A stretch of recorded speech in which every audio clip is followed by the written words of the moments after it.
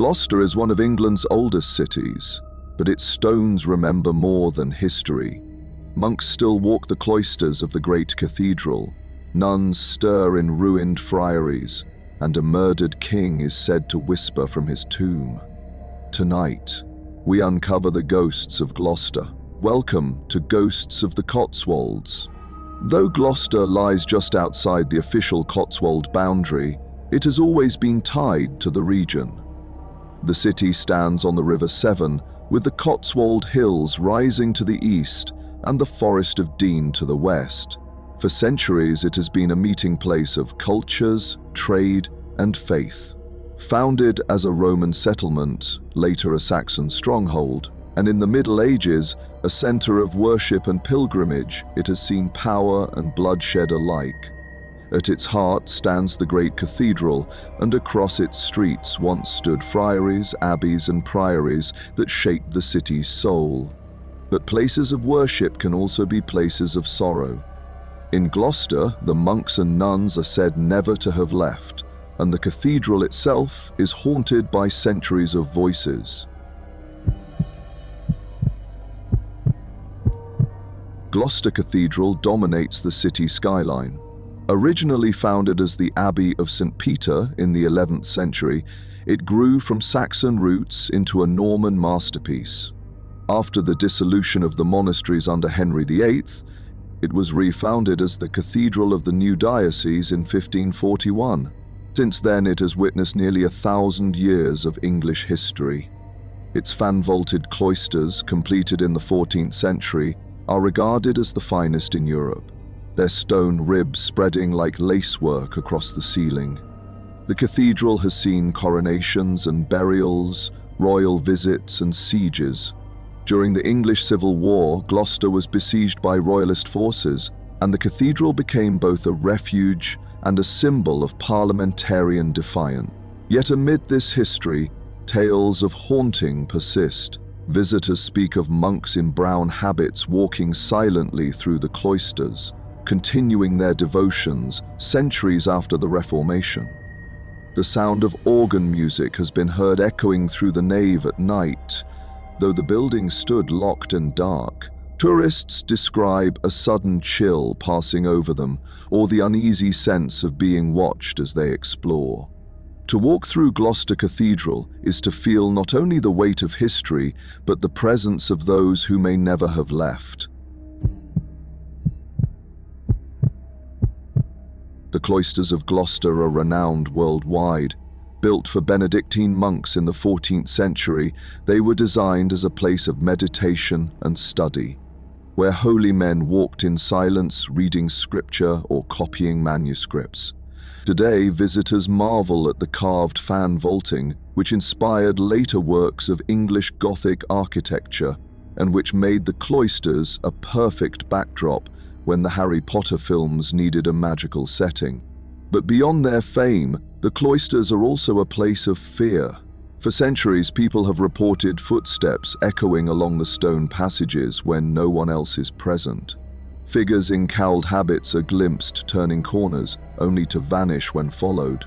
Most unnerving of all are the whispers, fragments of Latin prayer, half-heard chants, as if voices from the Middle Ages still linger. Some call this the spirit of the whispering monk, a shadow seen less often than it is heard. The cloisters were also used for burials, and many monks rest beneath the paving stones. Perhaps their prayers never ceased. For those who walk here after dark, the silence of the cloisters is never quite complete.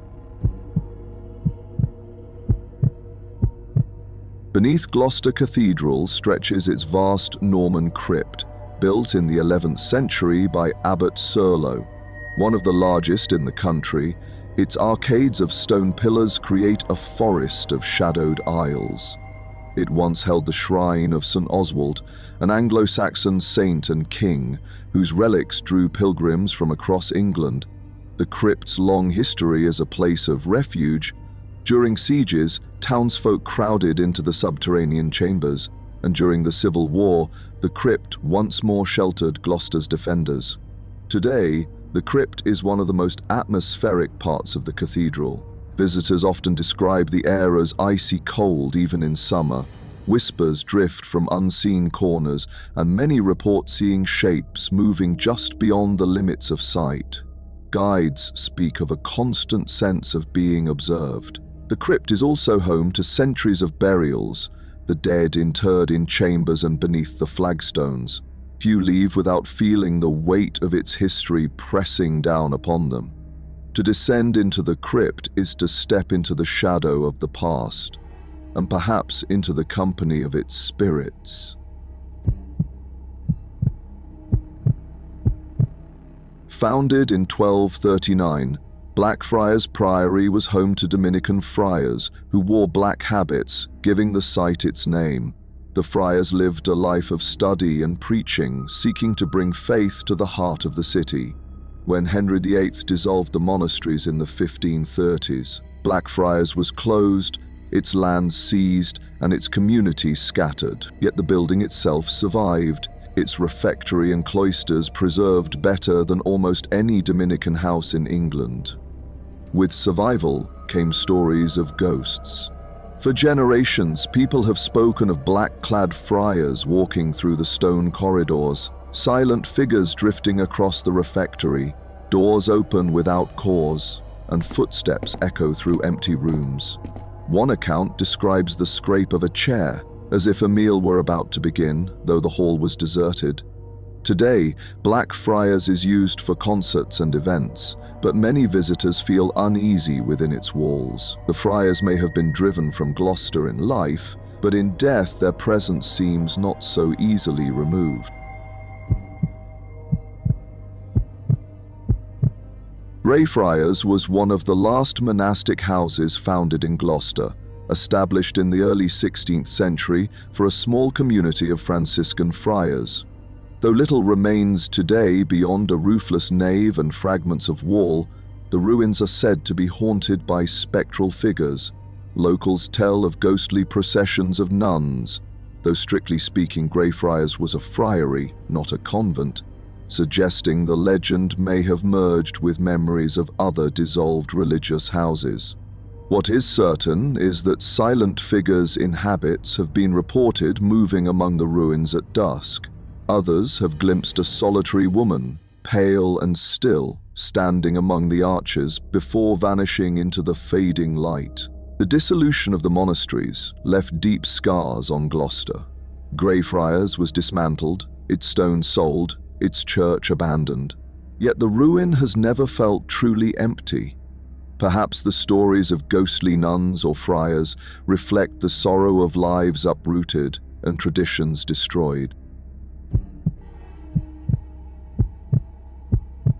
Gloucester Cathedral is not only a house of prayer, but also the resting place of kings. Its most famous royal tomb is that of Edward II. Edward's reign was troubled from the start. He lost the Battle of Bannockburn to Robert the Bruce, alienated his nobles through his reliance on favourites, and was eventually deposed by his wife, Queen Isabella, and her ally, Roger Mortimer. In 1327, Edward was imprisoned at Berkeley Castle, a few miles from Gloucester, where he met a violent and mysterious death. Chroniclers tell lurid tales of his murder, some claiming he was tortured in unspeakable ways. Whatever the method, his end was brutal. Edward was buried at Gloucester, and his tomb soon became a centre of pilgrimage. Miracles were reported, and the offerings of pilgrims funded much of the cathedral's magnificent Gothic reconstruction. The shrine of a murdered king became a source of wealth and power. Yet his spirit may not have rested. Visitors sometimes report a heavy, oppressive atmosphere near his tomb. Others glimpse a shadowy figure by the high altar, thought to be the restless king himself. Edward II's reign ended in betrayal, but in Gloucester, his presence is still felt. From monks in the cloisters to friars in the ruins, from the shadowed crypt to the tomb of a murdered king, Gloucester's sacred stones are steeped in haunting. Though it lies just outside the Cotswold boundary, the city shares in the region's haunted heritage. Standing between the hills to the east and the dark forest of Dean to the west, If you enjoyed this journey into the haunted heart of Gloucester, why not explore our episodes on Tetbury, Prestbury, Bybury, or Chipping Norton, each with chilling tales of its own? Please subscribe to this channel to be alerted to the next episode of Ghosts of the Cotswolds.